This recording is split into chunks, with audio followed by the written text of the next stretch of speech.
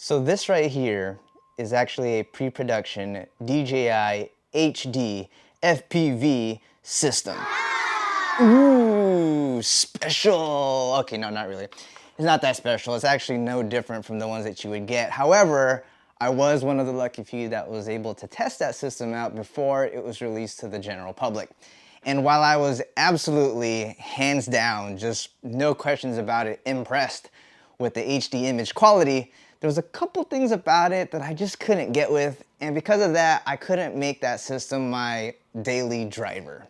So I set the system aside, basically not touching it all up until a couple of months ago when I decided to pick it back up and find out what's new with it.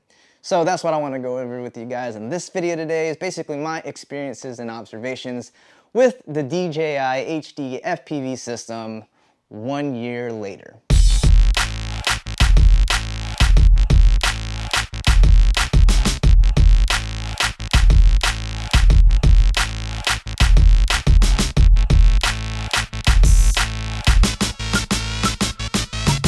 So it was about this time 1 year ago when I first tried that DJI HD FPV system, and I remember when I first put on those goggles, it was it was crazy. In fact, in the first couple of batteries, I don't think I even flew. I think I more just kind of hovered around, just because I was just like in shock and awe about all the new detail that I hadn't seen with analog. Okay, so you must be wondering, Tommy, if it was that good, why did you set it aside? Well, watch this. So here's one of my initial flights with the system, and as you can see, I'm standing right here in front of this high school, and I'm making my way over here because I want to do this S-flip over this tree. And yeah, there's power lines, but it hasn't been an issue before, and then... No heads up, no warning. It just goes from like, everything's awesome to no, it's not awesome. I'm on the ground and I had no idea that I was gonna even end up there. I didn't even see myself like crash into there. It was just like 1 minute it's cool and then the next frame I'm on the ground. Now, granted, that was definitely one of the more extreme cases that I encountered during my initial experiences with the system. I was able to fly farther in other spots. However, my general initial experiences was that it just didn't give me the kind of confidence that analog gave you. You see, if I were to compare the two, and if we were to make everything equal, right? So same milliwatt, same antenna, same drone, same RF environment, analog just gives you this nice, gradual, and predictable fall off, right? You just know when the video is going to get bad, and you get to the point where you're not comfortable, and then you turn around. But with digital, the fall off was more like an unexpected cliff. Like it just comes out of nowhere. And I just felt like it was also, it came about like a little bit sooner than analog did. Now, I'm sure that a lot of this had to do with the fact that I had a pre-production unit with pre-production firmware, because I did read that a lot of things got a whole lot better, even one firmware update into it. But that was my initial experiences with it. And for me, what that ultimately meant was that, you know, I wouldn't be able to fly as far or be able to punch through as many objects. And for me, that just meant that my type of flying would really be limited. Especially since, you know, I'm doing a lot of these FPV gigs where I am flying FPV drones professionally, and being on set and like on a production, it just wasn't gonna cut it. Like I needed to be able to just trust my gear and know that I can do the things that I'm used to doing with analog. And so I set the system aside basically to gather some dust, and I didn't touch it for like a good 6 months maybe. It really wasn't until just a couple months ago where I decided to kind of pick it back up and see where things are at now. So I opened up the assistant software, I plugged in the DJI Air unit, and I was surprised to see just how many updates there were. Like, holy moly, I didn't expect to see that much, which tells me that DJI is listening to the community, they're listening to their feedback, and they're genuinely trying to improve their product, which I think is great. And I think the version now, or by the time this comes out, it's like at version 1.5 or 1.05, I forget how the versioning numbers goes. But like mine, when I was testing it, I think I was at like 0.68 or something like that. Like I wasn't even at version 1 yet, guys. Like when I say that I had pre-production stuff, like I wasn't kidding. So the first thing I noticed was that Betaflight OSD elements now go through to the DJI goggles, which is awesome because like when I first started it, I couldn't even get voltage to work. But now the OSD configurator works, so you can actually drag across the screen in Betaflight to place the elements where you want. So if you want your GPS over in this corner, you could do that. If you want the current sensor to be in the bottom left corner, you could do that. And it actually does all of the changes in real time, so you can actually look in your goggles as you're changing it on the computer, and that way you know that everything's where you want it to be. And it seems like every new update, they're introducing new OSD elements, which is good. Their super low 7 millisecond fast S-Bus protocol now works for those of you interested in using the DJI radio. So here's something that I thought was pretty interesting. So this port right here, I don't know if you can see, yeah, that one right there, that's an 1/8 inch jack so that you can actually plug in an analog video input. And that wasn't working when I first got the system, but I think a firmware or two later that started to work. And then people complained apparently that there was too much latency and it basically was affecting their flying. And then a firmware or two later that got addressed and fixed.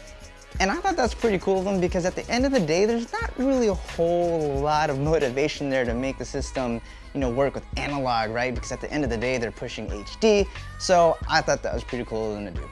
Oh, this is a good one. Changing Betaflight settings. Oh, I'm so glad that this is now doable. See, I'm definitely the guy that goes in there and likes to tweak my PIDs like pretty often. But now you could do this within DJI system, and I think it's actually even better because you do it within DJI's native menu system, which in my opinion looks a lot cleaner. This next thing I want to talk about isn't really an update to the product itself, but it is something new and something that came out a lot sooner than I expected. See, one of the criticisms about the Air unit when it first came out was that it was only limited to 4S voltage, and a lot of people were saying, hey, I don't really need that onboard DVR. Well, bam!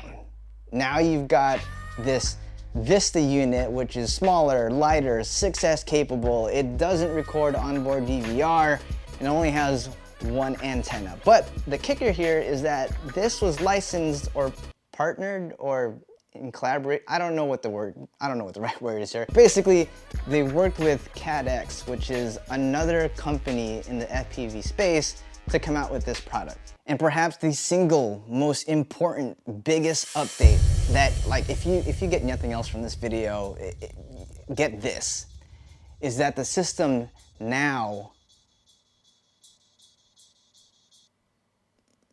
okay, I'm sorry guys, that was just a joke. It was a cliffhanger joke. I just wanted you guys to stick around until after the ad break. All right, I won't do that anymore. Oh.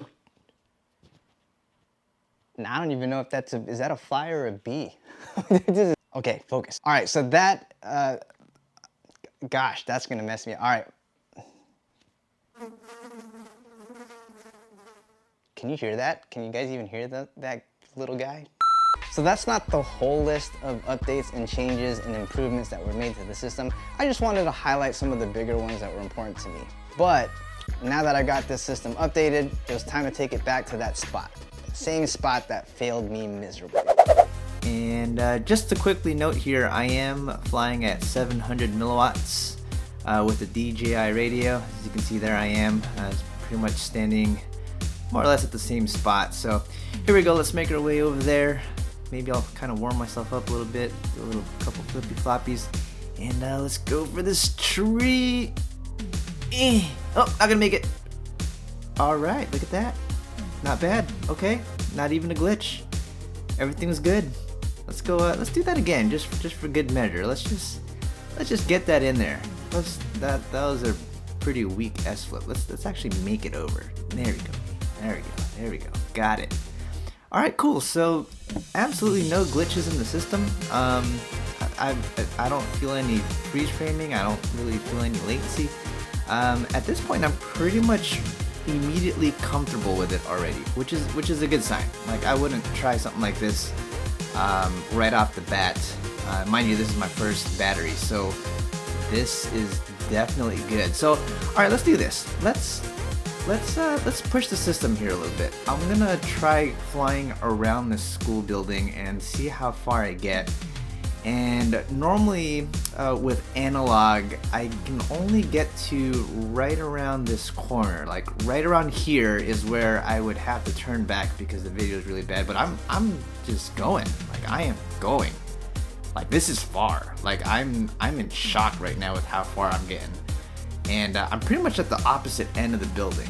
And okay, I'm getting breakup. The pixelation resolution is definitely bad. Okay, and yeah, freeze frame. Okay, that was really surprising. I really didn't even expect to get half as far as I did. I mean, I was just really pushing it at that point. And just to kind of give you an idea, this is how much building was between me and it. And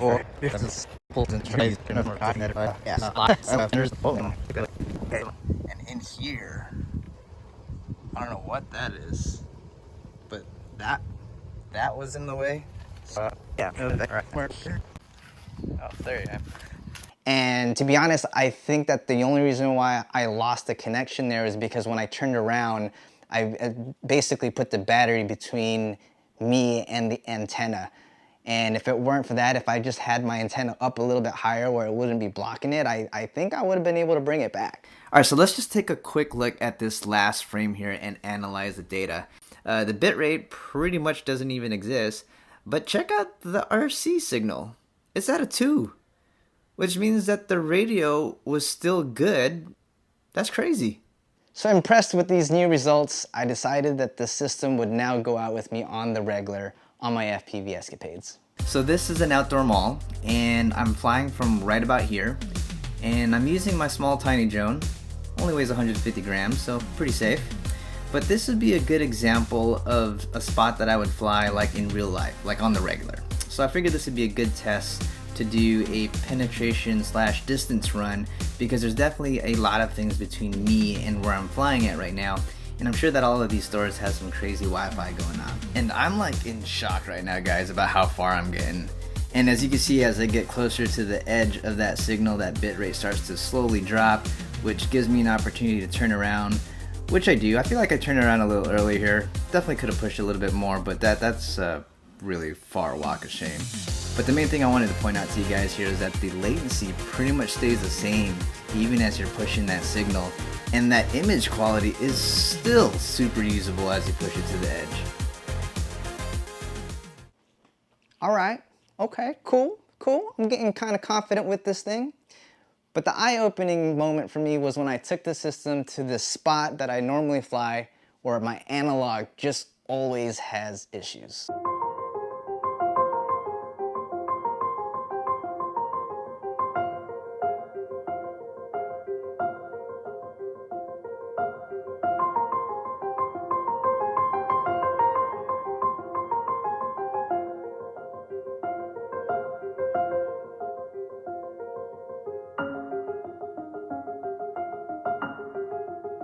That spot has always just wreaked havoc on my analog setups, but flying it for the first time, you know, that clearly really changes things. It really opens it up. And that's one of the things that I realize now flying this HD system for the past couple of months, is that it really makes things new again, because now you're seeing things that you weren't before on analog, and that really opens up new lines and new things to try.